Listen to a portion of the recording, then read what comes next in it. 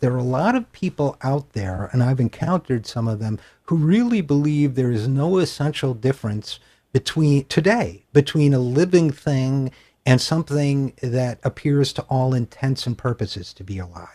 In other words, they can't acknowledge that your cat might, if you have one, might be different substantially from a robot that's made to behave like a cat.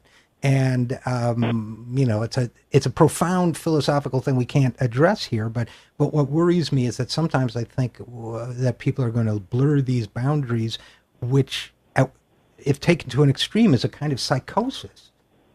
Yes, that's a very interesting thing. And on the issue of the question about animals and robots intersecting, I find that very intriguing.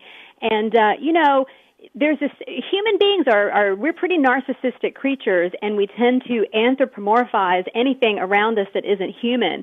In terms of our pets, for example, in this era compared to others, and our culture compared to others in the world, we do tend to treat our pets as if they were little human beings, and some of that is not necessarily in the pet's interest.